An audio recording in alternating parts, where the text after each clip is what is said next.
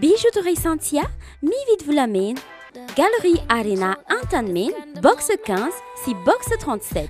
Sardine Atlantique, ilay sardine miaraka tsara amin'ny sakafo tianao rehetra. Sardine Atlantique, manolotra anao ny logité. Aza matahotra, vetivety ireo tasio dia afaka. Alona fotsiny, tsy mila mikosika be intsony. Tena mora madio ny lamba, manitra sady tsy manimba tanana ny vovon-tsavony S23. Matezatol manolotra anao ireo entana azo antoka sy mora indrindra ho aminy. Tôle ondulé, galvabac, tuile siam, amin'ny loko sy rehefa izay tiavanao azy. Matezatol ho amin'ny fanorenana maharitra sy mateza amin'ny vidiny tena mirary. 20 taona mihoatra ve ianao? Maniry ianao vaksiny miaro amin'ny coronavirus? Aza misalasala azy. Manatona avy hatrany ireo toerana voatokana anaovana vaksiny any amin'ny faritra sy distrika misy anao. Na mbola tsy nisoratra anarana azy, mitondra kara-panondro, tongava fa tombotsoa anao sy ny ankohonanao ary ny manodidina anao ny fahavitanao vaksiny. Vaksiny mahomby sy azo antoka ny ampiasaina eto amin'ny firenetsika. Misy iporenina dôly zay aleandrangah, tanantsirabe tamaga majoanga, mpampianatra betraikefa satrara, dokotera, professeur, magistrat. Investissez dans une valeur sûre. Uprime manolotra anao ny logité.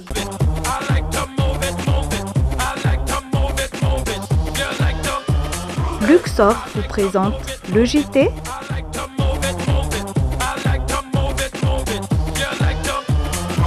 Ushuaïa nouveau déodorant compressé vous présente le JT. De fleurs d'oranger pour une efficacité 48 heures. Nouveau déodorant compressé Ushuaïa. Université ASEM, une des grandes universités à Madagascar. Université ASEM manolotra anao ny le JT. Université ASEM, dignité, créativité, qualité. Madio lalandava miaraka amin'ny lark. Cool. Lark savoy. L'art manolotra anao ny le JT. 5G Batelma, des actualités uniques, dynamiques et renversantes dans le JT.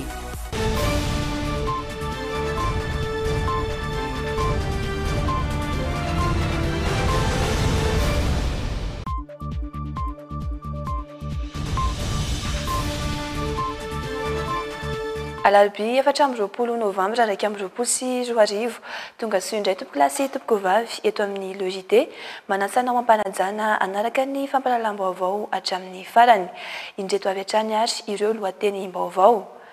May androany maraina ny trano iombonan'ny CNRT sy ny CNRE eny fiadanana.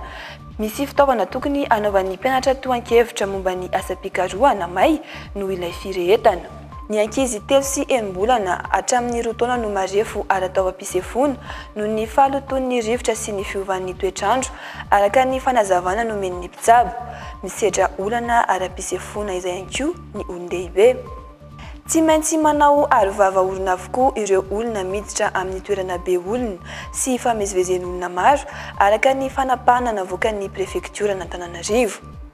Noho ny fianakiniavana aretina Covid-19 dia tsy tontosa tamin'ny taondasa ny komity fohy be sy ny zaika be any FFKM. Anatin'ny fanatontosana izany izy ireo ankehitriny hodinihana manokana ny raharam-pirenena. Notoloran'ny coopération allemande GIZ fitaovana vaovao ny komina Antananarivo renivohitra hiadina amin'ny fiparitahan'ny vanaretina Covid-19. Andeha hirosona avy hatrany ireo vaovao ao anatin'ny alaune.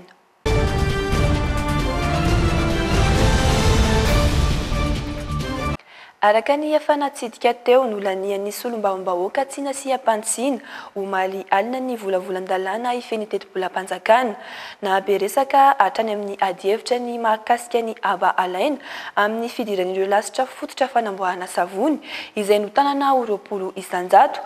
Andrasana ny hevitr'ireo orinasa mpamokatra savony izay efa nandrangaranga ny mety ho fiakaran'ny vidin'ny savony. Nisy kosa ireo solombavam-bahoaka nanolotra sosikevitra ho amin'izany. Fanadiadiana iarana amin'ny Andrianandriamasy misara zafinjatova.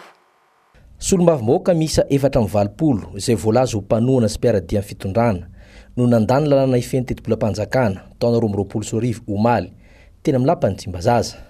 Tsy nandray anjara tamin'ny fifidianana ireo solombavambahoaka mpanohitra na dia nisy tonga ny adevitra teny ihany azy. Tsy nondraisin'ireo solombavambahoaka ny fanitsiana nentin'ny voamerany vola izay nampidina ho 100 ny abalain'ny faditseranana amin'ny fidiran'ireo akora lasitra fanaovana savony. Ny janona 20 isanjato izany. Nampitandrina sady ny solombavambahoaka Fidèle Razarapera nitry ny adevitra omaly fahana ratsy endrika amin'ny fitondrana sady mety ho teboka ampitrotra vahoaka indrindra fa roa mivelona amin'ny sasalamba izany. Na izany aza nisy ireo solombavim-boaka no nosikevitra hiatrehana izany. Toy ny solombavim-boaka ny Manakara izay nilaza fa manana vokatra palme amina rivony hektara ny farim-piadidiny izay tsy nisy nikitika mihitsy taorian'ny faravan'ny orinasa izay tompon'izany teo aloha.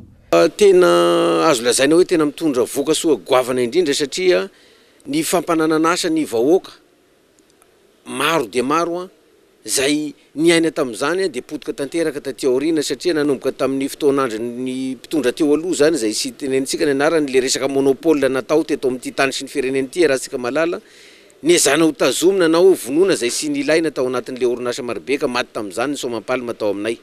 Ka ankehitriny zay dia manentina fitondram-panjakana satria fitondram-panjakana zay tariny Andriamatoa ny Irina Rajoely io dia manana fomba fijery misokatra ary tia ampivoatra tanteraka ary tia ampanananasa tia hanao an'le fanananasa goavana ho an'ny vahoaka tsirairay avy tafiditra anatin'ny velirann'ny filoha zany fampanananasa zany. Ka manentana zay ary mampasiahy ny Andriamatoa filoha mba hijerekaikany zany palme huile zany nakora fototra makasika ny savony zany any amin'ny faritsy distrikany Manakara zany. Tsy noraisin'ireo solombavim-boaka koa ny fanitsina faharoa nataon'ny voamera amin'ny volana antemera-pirenena momba ny fampihenana ny teti-bola ividianana entana ilaina andavanandro ataon'ny fanjakana.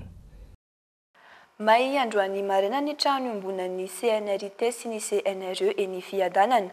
Misy fitaovana tokony hanaovan'ny mpianatra toan-kevitra momba ny asam-pikarohana may noho ilay firehetana ihany koa raha ny nambaran'ny talen'ny CNRT. Mariana fa tsy misy fandraisany amin'ny fitanana amponjavonjomaika ny talen'ny valanjavamboan'ny Tsimbazaza ity tranga ity raha ny fanazavana. Court-circuit no voalaza ho nahatonga ny firehetana saingy andrasana ny fanadihadiana ataony manam-pahefana ahalalana ny tena fotsy ny aitrano. Mitatitra ny vaovao miaro sorojoravaka sy kasambola manana. Androany tokony ho tamin'ny 3 sasany maraina no naharay antso avy amin'ny mpiambina ny tompon'andraikitra fa nirehitra ny tafon'ity ivitoeram-pikarohana eto fiadanana ity.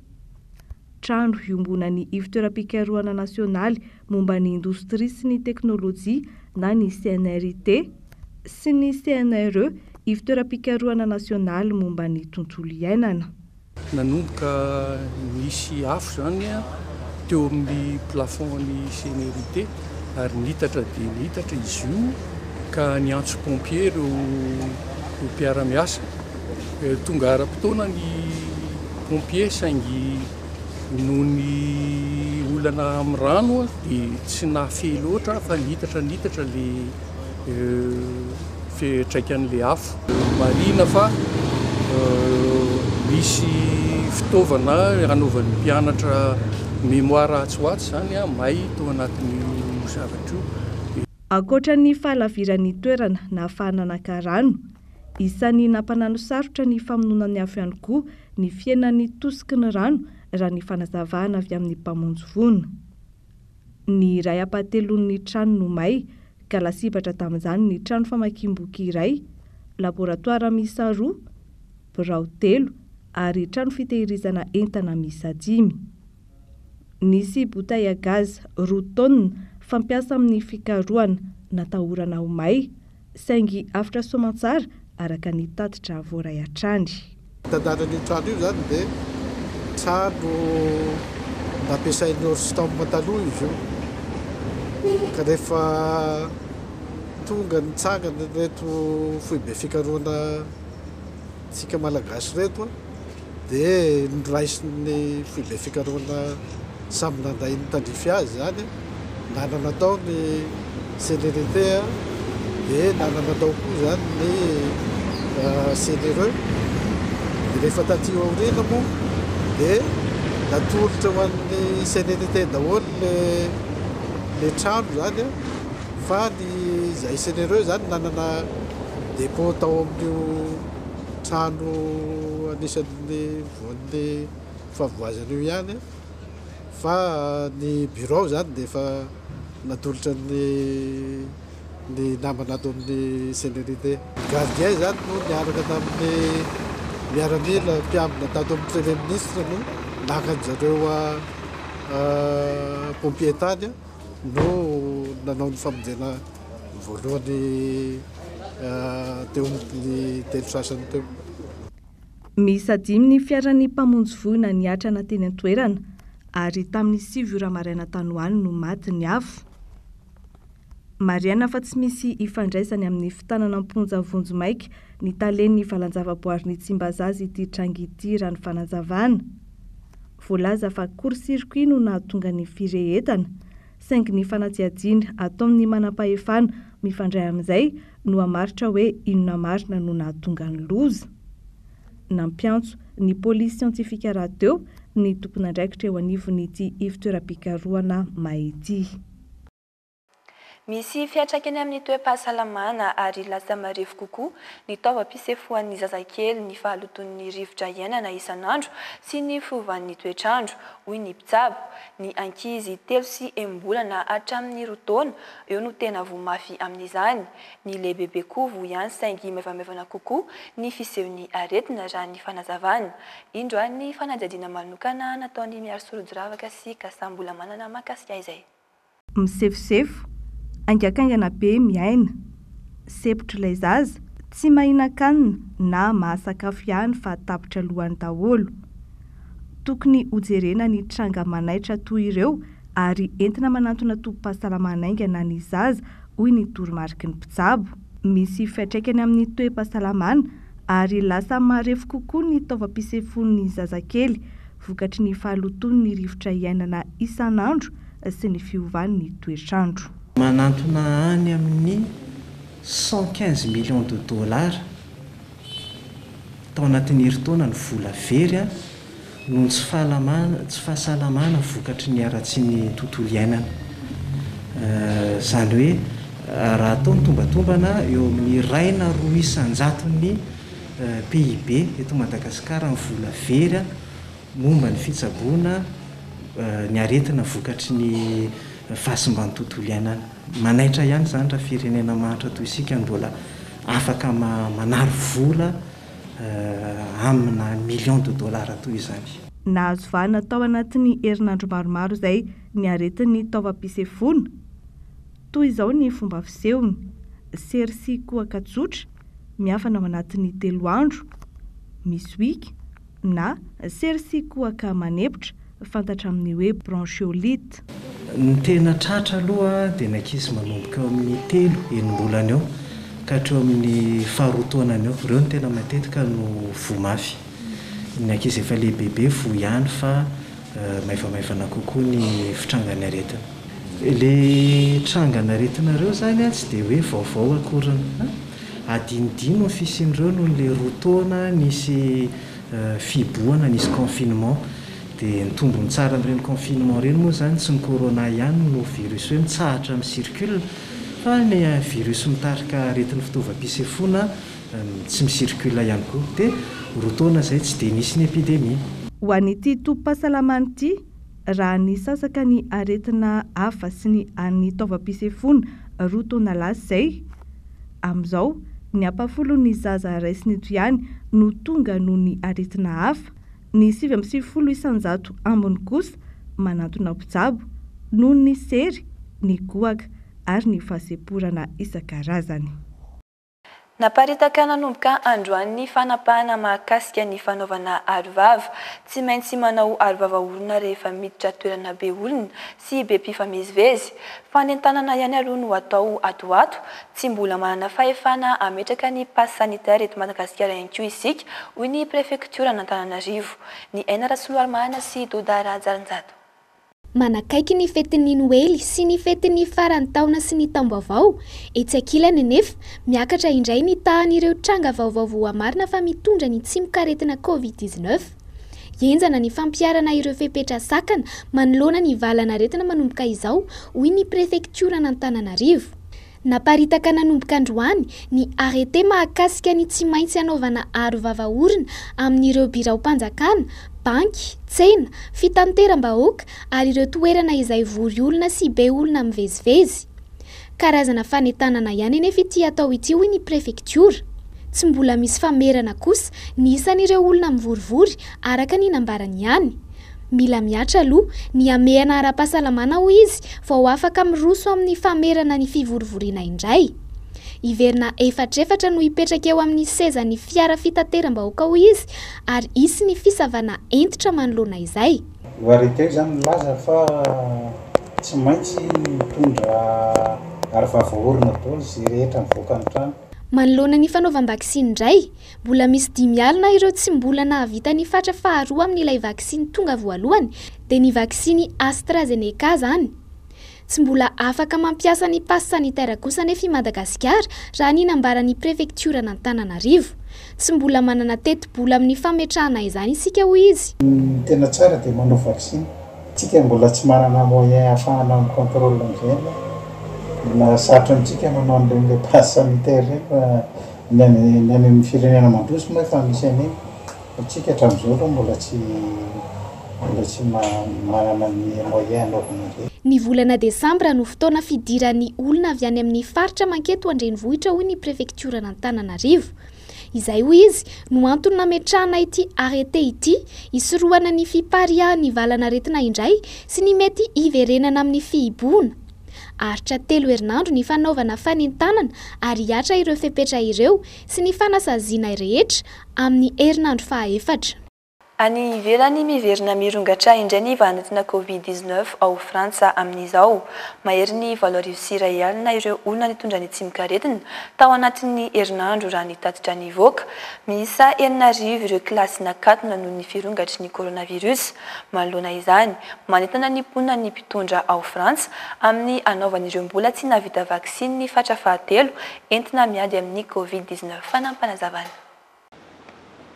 La crise du Covid-19. Tato anatin'ny herinandro izay nirongatra indray ny valanaretina Covid any Frantsa.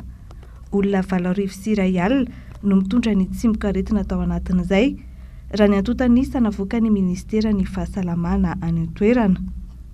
Raha ampitahina ny herinandro lasa teo izay tsy nisy afa-tsy iray alina dia nitombo ny isan'ireo olona voan'ny coronavirus. Anafaingana ny fanaovana vaksiny sy ny fanapariana izany indray ny gouvernemanta frantsay amin'izao noho ny firongatry ny valanaretina. Mbola misy 4 tapitrisa ireo olona mbola tsy nahavita ny vaksiny hiadiana amin'ny Covid. Ka ireo 15 taona no mihoatra no tena entanina hanao izany ho fitandrona ny fahasalaman'izy ireo. Tsy ivina 20 isanjaton'ny mponina rehetra manomboka amin'ny 12 taona no efa vita vaksiny feno any Frantsa raha ny tatitra ny voaka. Ankoatr'izay, miisa 4 ny isan'ny kilasy nakatona any an-toerana vokatry ny fitombon'ny Covid any an-tsekoly. Manentana hatrany ny mpitondra fanjakana mba hanaovan'ireo mponina ny vaksiny fatra fahatelo ka hitandremana ny fahasalaman'ny tsirairay amin'ny fiparitahan'ny Covid any an-toerana. 6 000 en 4 jours. Ireto vaovao manaraka ireto indray no arahanao ato anatin'ny Actu.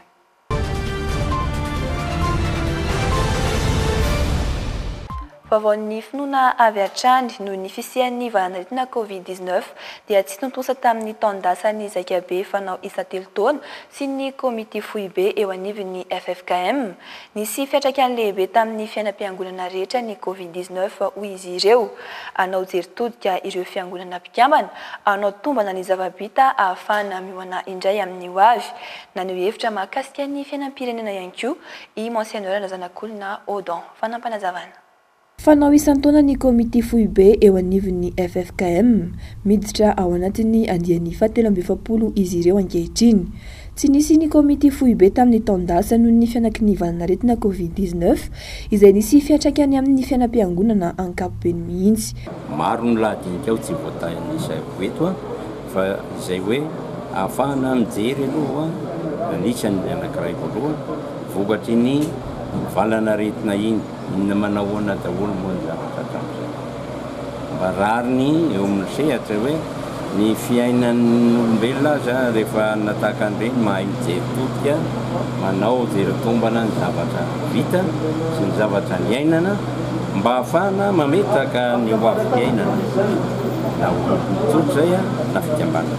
Izay indrindra ny tena atao maro ny karazana dinika efa ao ary zahay filoha-piangonana samy manana lohahevitra hodinina koa amin'izay fotoan'izay ho tenenina ary velabelary avy eo jerena ny lalàna anaty sy ny sisa raha misy ahitsy raha misy amboary jerena daholo reo amin'ny izao fotoan'izao indrindra ny zakabe tokony natao tamin'ny taondasa ihany koa ny zakabe fahasivy fanao isan-telo taona isy ny fanendrena tony mandritra ny zakabe ifandimbiasan'ireo fiangonana mpikambana ny fanolorana tony ny anglikanina no ho eo amin'ny tony rehefa navita ny fotoam-piasany ny teo anivon'ny FJKM manoloana ny raharam-pirenena tsy miditra amin'ny raharam-politika ny FFKM araka ny fanazavana inona kay ny tena tadiavina raha ohatra fandaminana ara-politika anjaran'ny mpanao politika zay manana ny panorama izy efa tany izy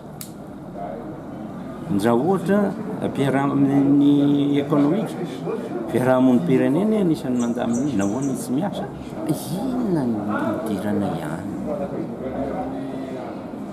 sy zay tsy mpisehatra ekonomika fa inona ary no antony zay mba avamohoany ny antony fefa nyteneny io aho raha ohatra raha-pivavah anjarana FFKM zay maro fa apetraho amin'ny torany io nampifangaroana ny zavatra mifangaro bobaka dia farany ny FFKM manao dala zalany manao nataonko zay no atao adala asy tena anivon'ny Senakla Ambohipo no nanokafana ity komity foibe fatelo amby efapolo ity sy ny zakabe fahasivy isy ny fandiniana ny raharam-pirenena mandritra izany fa isan'ireo firenena 5 ao anatin'ny vondrona afrikanina tsy mbola nandany ilay protocole de Maputo i Madagasikara voarakitra ao anatin'izany volavolan-dalana izany nefa ny fandraisan'ny vehivavy anjara amin'ny sehatra politika ny fandraharahana ny ady amin'ny herisetra amin'ny vehivavy ary ny fiarovana ny zon'ny vehivavy amin'ny resaka fahasalamana nisy ary ny dinikasa mikasika izay no tanterahana androany mitatra ny ankon'izay miaro sorodoravaka sy kasambola manana mahery ny 500 ny vehivavy eto Madagasikara tahaka ny any amin'ny firenena afrikanina hafa mbola mampisalasala ny fampiarana ny fitovinjo ny lasy ny vavy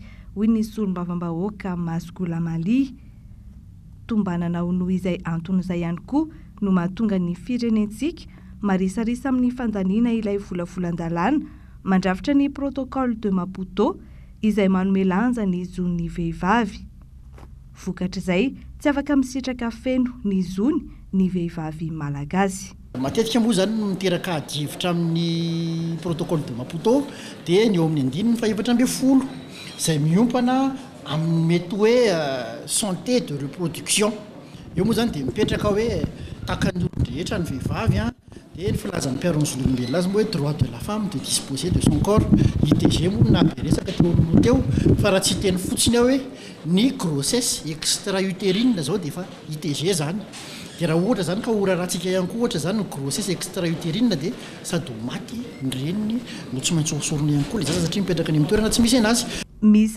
520 ny andinin-dalàna mandrafitra ilay protocole de Maputo voaresaka ao anatin'izay ny fandraisan'ny vehivavy anjara amin'ny sehatra politika ny fandrarana ny ady amin'ny herisetra atao amin'ny vehivavy ary ny fiarovana ny zon'ny vehivavy amin'ny resaka fahasalamana ataoko hoe mifandresy lahatra ny rehetrarehetra indrindra isaorana manokana moa zareo amin'ny CNIDH izay nandray antanana zao fivoriana zao mba hoe hanetsehana indrindra izahay eo amin'ny Assemblée nationale ny parlementaire roa tonta moa zany mba hanao an'izany ratification zany ary ny vavahana zany sy ny rarinay dia mba hataontsika amin'io session manaraka amin'io 2022 io première session ordinaire ny Assemblée nationale zany amin'io no handaniantsika azy amin'ireo firenena 550 ao anatin'ny vondrona afrikanina i Madagasikara isan'ireo firenena 5 tsy mbola nandany ilay tolo-dalàna ao anatin'ny protocole de Maputo efa ho eritaona tamin'ny 13 Desambra 2024 ny febotona farany tokony anaovantsika ilay ratification antony anaovana izao dinikasy izao ahitana ny fandraisana anjara ny antenimieram-pirenena ny avy amin'ny ministeran'ny fitsarana ny firaisamonim-pirenena ary ny mpisehatra amin'ny zon'olombelona toy ny CNIDH I Egypta indray no hitantana ny komezana ny tsena iombonana ho an'ny Afrika Atsinanana sy Atsimo nitondra ity tao anatin'ny 5 taona Madagasikara.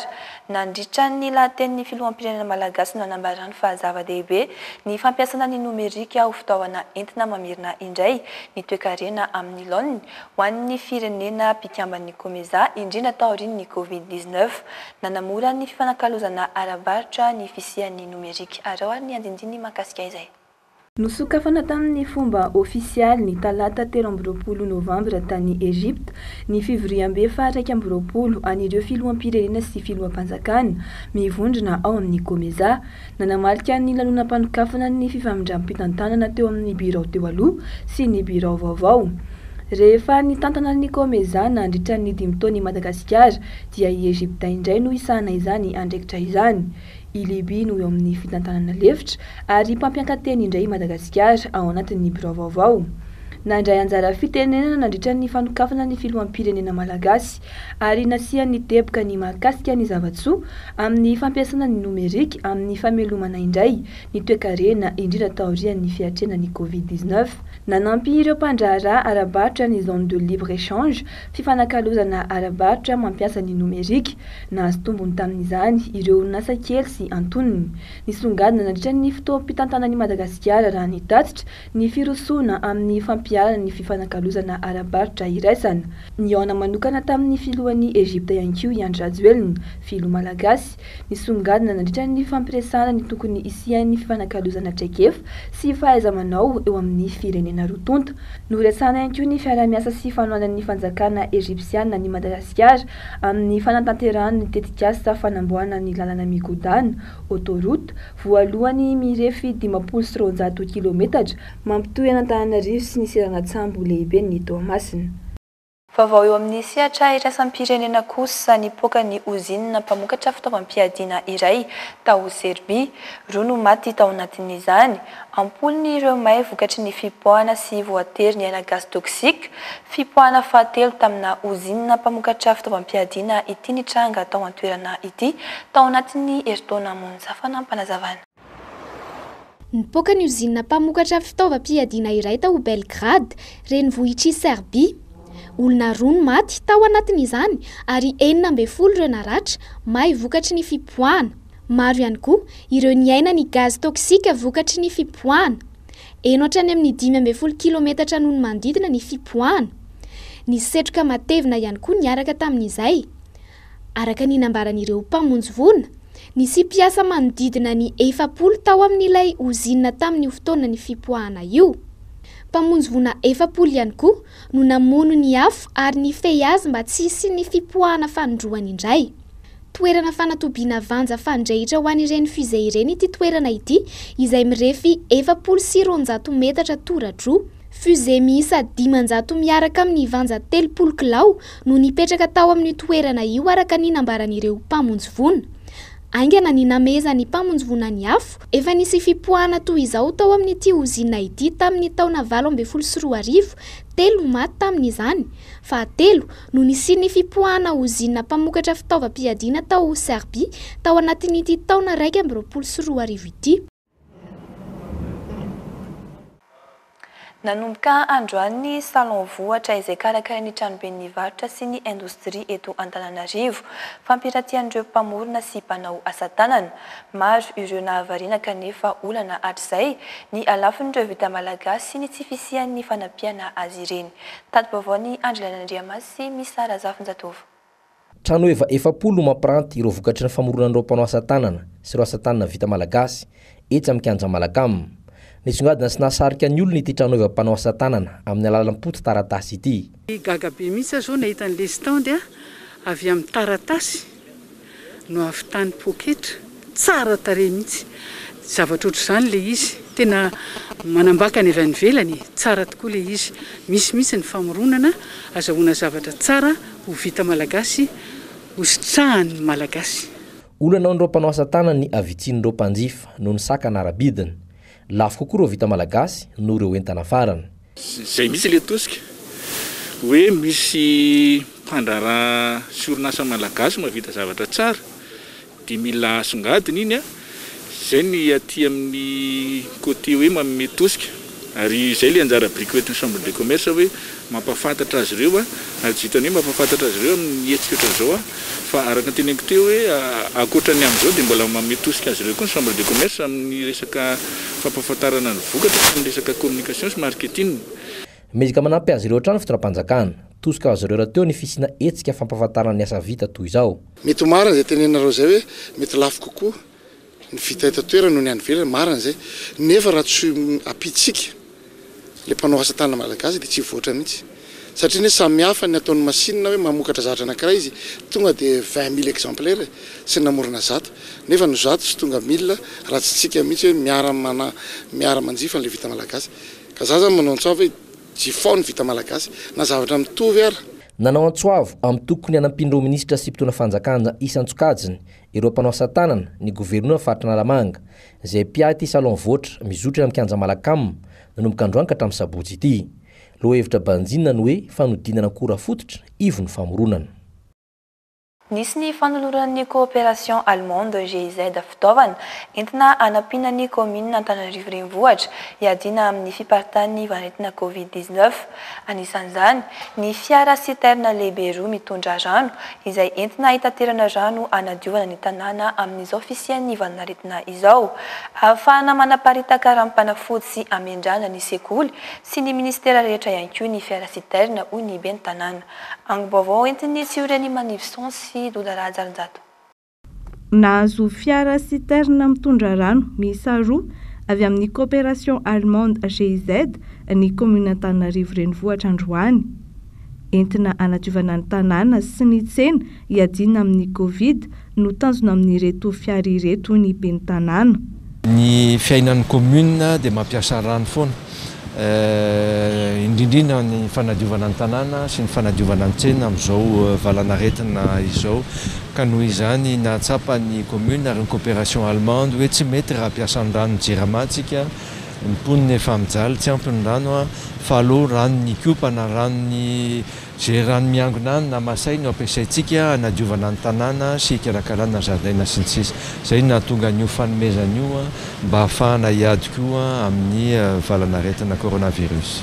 Nomen'ny GIZ androany ihany koa ny kojakoja isan-karazany toy ny aron'akanjo, aro vava-orona, fonon-tanana ary gel ho an'ny mpiasan'ny CUA entin'izy ireo hanadio ny tanàna amin'izao fisian'ny Covid izao.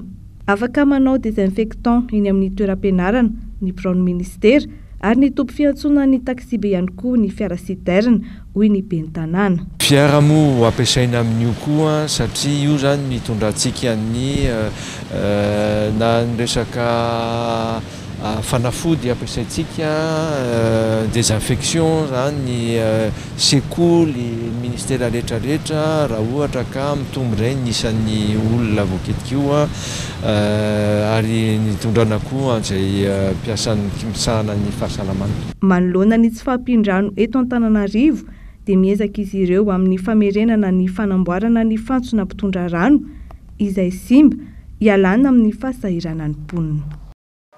Azo amoazana ny fahaizana ny mozika mifanaraka rahateo izany sady tombony ahafahana mamelatra ny talenta. Manan-talenta rahateo isika saingy tsy ampy famoazana sy fampiarana fitsipika. Vavolombelona amin'izany ny toeram-pianarana mozika iray izay nanaovan'ny Andrianandriamasy misy zafinjatovo fanadihadina na be ankizy mahery ny 700 izy ireo ary misy tena sangany tokoa. Aroany andindiny makasika izay.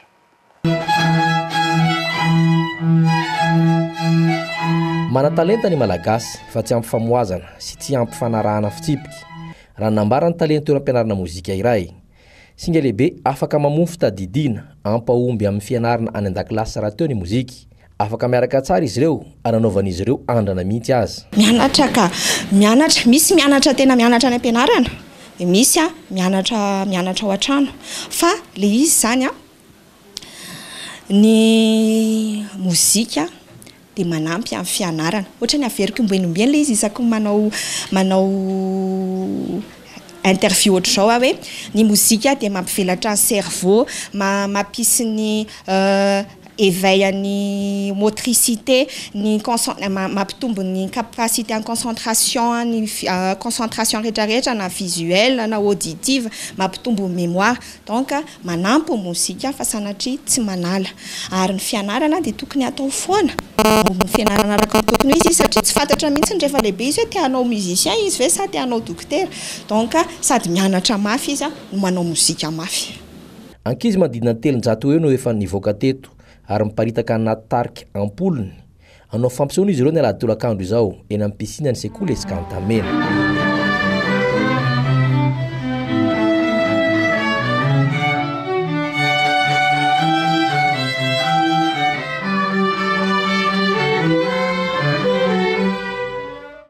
Any ivelany ampody ireo teratany miasa ao Etiopia ny firenena mikambana ny alakamisy izao miantso ireo frantsay hiala ao an-toerana tsy misy atakandro ihany koa i Frantsa miamanantona ny renivohitra ny ady nahatra eo amin'ny tafi-panjakana sy ny tafika pikomy avy ao Tigre tokony hiala ao Etiopia farafahatarany amin'ny 20 Novambra izao ireo teratany vahiny rehetra araka ny taratasy avy amin'ny sampandraran'ny fiarovan'ny firenena mikambana fanadihadina. Any amin'ny 30 kilometatra misy an'ny Addis Abeba renivohitry Etiopia ankehitriny ny sasany amin'ireo tafika pikomy avy any Tigre tandindomindoza ireo mpila ravinahitra avy any amin'ny firenen-kafa mahatonga ny fampiatsoana maika ireo teratany vahiny hiala ao Etiopia faran'izay aingana ampody ny teratany ireo firenena mivondrona ao amin'ny firenena mikambana ny alakamisy 20 Novambra izao efa tamin'ny talata 13 Novambra kosa i Frantsa no nanaitra ny teratany hiala ao Etiopia tsy misy atakandro miamafy ny fifandonana eo amin'ny tafi-panjakana sy ny tafika avy any Tigre nanohatra ny fitondrana efa hoeritaona fitakina ny fahaleovantenan'ny faritra Tigre no natombohan'ny ady tany aloha saingy lasa tanjona ny anongam-panjakana ankehitriny irotsaka antsehatra anohitra ireo pikomy ny Prime Ministre raha mirefitra ny ady araka ny fanambarana ity Prime Ministre ity no nosalonan'ny Prix Nobel de la Paix tamin'ny taona 2012. Io fanambarana io anefa no nampiay any sehatra iraisam-pirenena izy ireo izay efa niezaka mafy ny ahazo fifanarahana fampitsarana ady ny antso amin'izay fifampitsarana ady izay ihany koa ny filoham-pirenen'ny Afrika Atsimo sy Kenya no niady anarivony ireo mponina hialan'ny tsy fanjarian-tsakafo any Tigre anarivony ihany koa ireo nodomandry ary mandrindina ireo tapitrisa ireo tsy maintsy nafindramonina et qui se joue loin des caméras. Mialohan'ny sarana dia indro atsidika aminao vetivety ny vinan'ny mety toetry ny andro any rahampitso alakamisy 20 Novambra.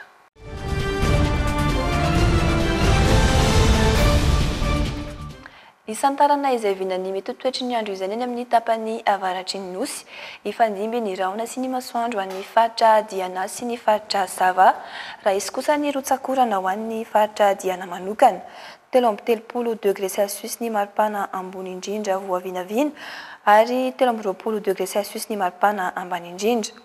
Ho an'ny faritra Boeny, Sofia, Melaky ary ny faritra Betsiboka ifandimby ihany koa ny rahona sy ny masoandro ary ho avy ny orana 4 degré Celsius ny maripana ambony indrindra 4 degré Celsius kosa ny maripana ambany indrindra. Toy izay ihany koa ny toetrandro an'ny faritra Alaotra Mangoro, Analanjirofo, Atsinanana ho avy ny orana 30 degré Celsius ny maripana ambony indrindra 20 degré Celsius kosa ny maripana ambany indrindra.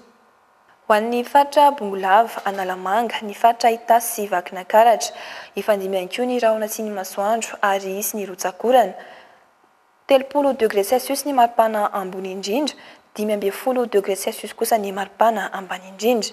Ho an'ny faritra Amoron'ny Mania, Matsiatra Ambony, ny faritra Vatovavy sy ny faritra Fitovinany ary ny faritra Atsimo Atsinanana ho avy ny orana dia ifandimby aza ny rahona sy ny masoandro ho maloka kosa ny andro ho an'ny faritra Yorombe 30 degré Celsius ny maripana ambony indrindra 17 degré Celsius kosa ny maripana ambany indrindra.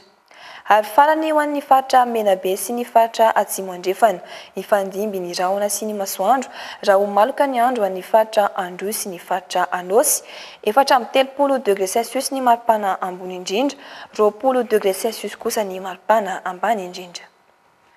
tapitrahatra eo tompokilasy tompokovavy ny logité tamin'ity alina ity ankasitrahana feno ianao nanaraka izany hatramin'ny farany mametraka ny mandrapitafa indray tompoko.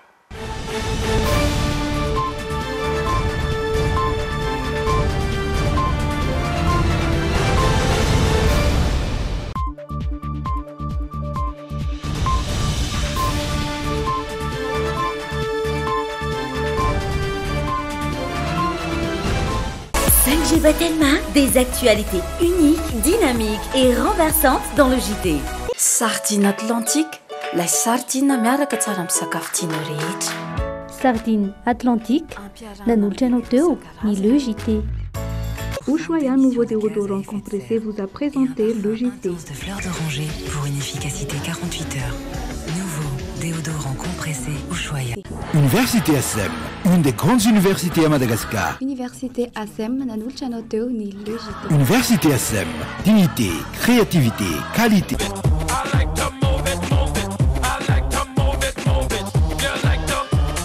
Luxor vous a présenté le JT.